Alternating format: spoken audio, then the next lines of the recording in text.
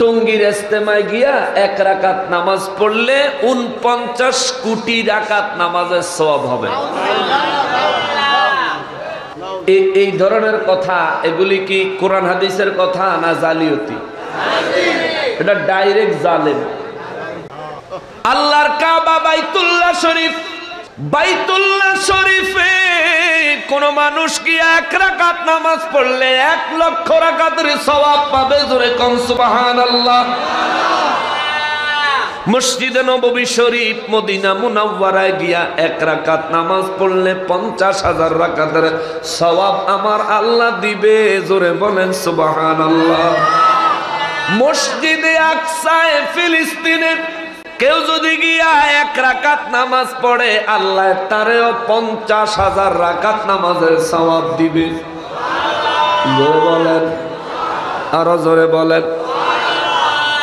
কিন্তু এক মৌলবী সাহেব আশরাফ আলী তালেবী তার নাম, বই লেখছে দাওয়াত ও তাবলীগ, নাম আশরাফ আলী তালেবী মাওলানা, বই লেখছে দাওয়াত ও তাবলীগ। বইয়ের ভিতরে 80 পৃষ্ঠার মধ্যে যায়া লেখছে মক্কা শরীফ থেকে মানুষ টঙ্গীর ইস্তেমায় আসে। কেননা বিশ্ব ইস্তেমা সৌদি আরব থেকে অনেক মানুষ টঙ্গীর ইস্তেমায় আসে কেন? এই প্রশ্নের জবাব দিতে যায়া বান্দা লেখছে মক্কা শরীফে মসজিদে হারামে 1 রাকাত নামাজ পড়লে 1 লক্ষ রাকাতের সওয়াব, মদিনা মুনাওয়ারায় 1 রাকাত নামাজ পড়লে 50,000 রাকাতের সওয়াব, মসজিদে আকসায় 1 রাকাত পড়লে 50,000 রাকাতের সওয়াব। মক্কার মানুষ টঙ্গী আসে কারণ হইল টঙ্গীর ময়দানে 1 রাকাত নামাজ পড়লে 49 কোটি রাকাত নামাজের সওয়াব। সবাই মিলে উচ্চ আওয়াজে বলেন নাউজুবিল্লাহ। খোদার কাবা থেকে দামি, খোদার হারাম থেকে দামি, নবীর রওজা মোবারক থেকে দাম কি টঙ্গীর বেশি? বলে কি বেয়াদবের দল। খোদার বাইতুল্লাহ শরীফের হারামের ভিতরে জমজম কূপ আছে, টঙ্গী তুরাগ নদী আছে, সারা শহরের প্রস্রাব পায়খানা তুরাগ নদী দিয়া নামে। কথা কয় না কা?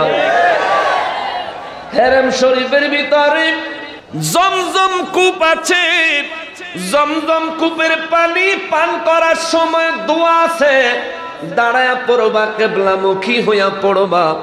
আল্লাহুম্মা ইন্নী আসআলুকা ইলমান নাফিআ ওয়া রিজকান ওয়াসিআ ওয়া শিফাআন মিন কুল্লি দাইন। চিৎকার দিয়া কোন সুবহানাল্লাহ। যদি মক্কা মুআজ্জামায় হারাম শরীফে 1 রাকাত নামাজে 1 লক্ষ রাকাতের সওয়াব, তার থেকে 4900 গুণ বেশি 49 কোটি রাকাতের সওয়াব যদি টঙ্গীতে হয়, ওরে ওয়াহাবীর গোষ্ঠীরা গ্লাস লয়া বদনা লয়া যাবি, টঙ্গী তুরাগ নদীর প্রস্রাব পায়খানা মিশ্রিত পানি লয়া জমজম মনে কইরা খাবি। ঠিক কিনা বলেন?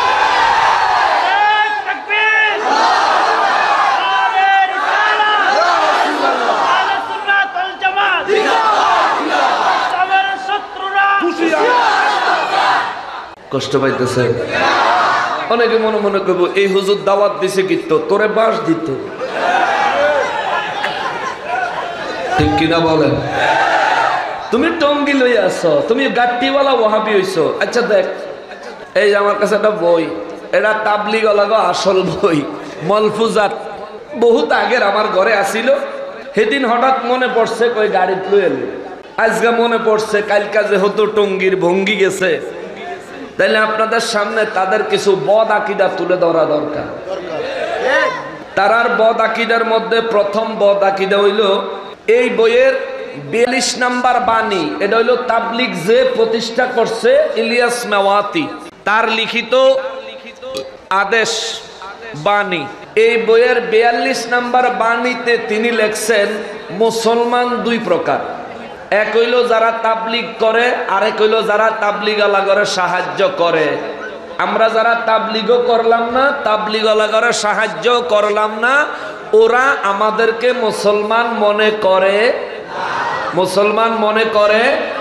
তো যারা আমাদেরকে মুসলমান মনে করে না, এদেরকে কি আপনার এলাকার মসজিদে জায়গা দিবেন?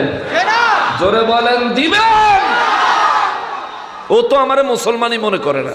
আর একটা ব্যাপার, এই বইয়ের 111 নাম্বার বাণীতে লেখছে, যখন নবীরা ইসলামের তালিম ও হেদায়েতের তাবলীগ করার জন্যে সাধারণ মানুষের সঙ্গে মেলামেশা করত, সাধারণ মানুষকে দ্বীনের দাওয়াত দিতে গেলে সাধারণ মানুষের অন্তরের যেই কুফুরির ময়লা, এগুলি নবীদের অন্তরে চলে আসতো।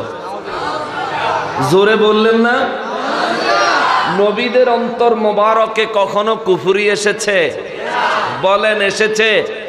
নবীরা কি কুফুরি করেছেন? কত বড় দুঃসাহস! এরপরে আবার লেখছে, এই জন্যই তো নবীকে আল্লাহ তাহাজ্জুদের নামাজ পড়তে বলেছেন। আমার নবী তাহাজ্জুদ পইড়া পইড়া কাফেরদের অন্তরের যে কুফুরি নবীর অন্তরে আসতো, আমার নবী নাকি সেই কুফুরির ময়লা দূর করত। চিৎকার দিয়া কর নাউজুবিল্লাহ!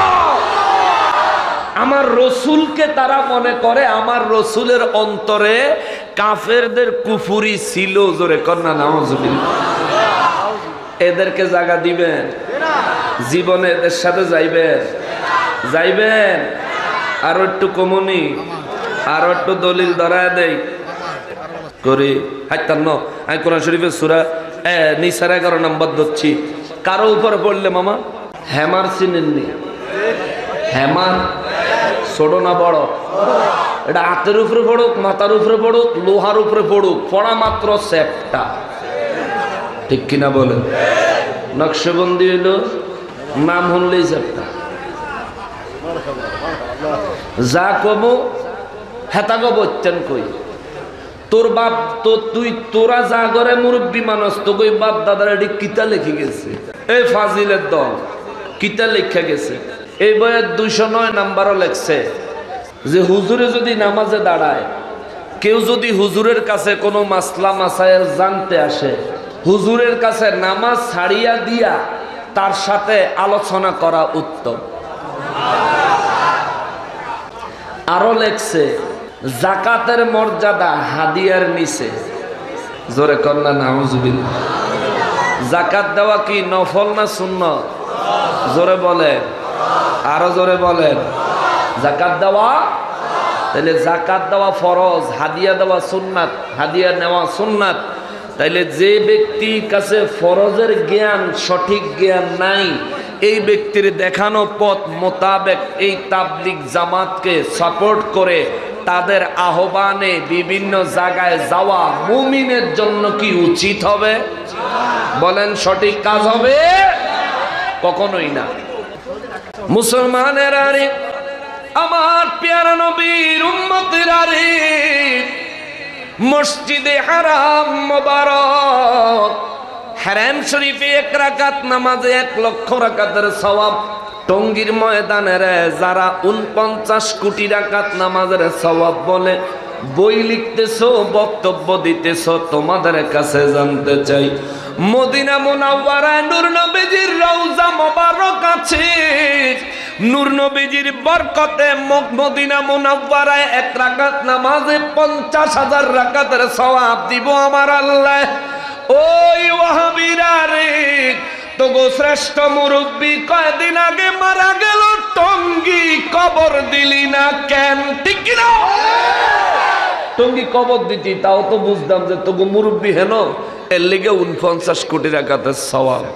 সম্পূর্ণ বাতিলের দল, সম্পূর্ণ গুমরাহি হেদায়েত শূন্য দল বর্তমান জামানায় যারা তাবলীগ পরিচয় দেয়। এবং টঙ্গীর ময়দানে যে ব্যক্তি যে হজের পরে দ্বিতীয় হজ টঙ্গীর থেকে কইরাই এই ধরনের চিন্তা ভাবনা করে, যে ব্যক্তি টঙ্গী যাবে এটা কাফের হয়ে যাবে। আর আপনি যদি মনে করেন না আমি মুসলমান হিসেবে, অনেক মানুষ সেখানে জমায়েত হইল, আমি গেলাম একটু মোনাজাত করলাম, এটা ভিন্ন বিষয়।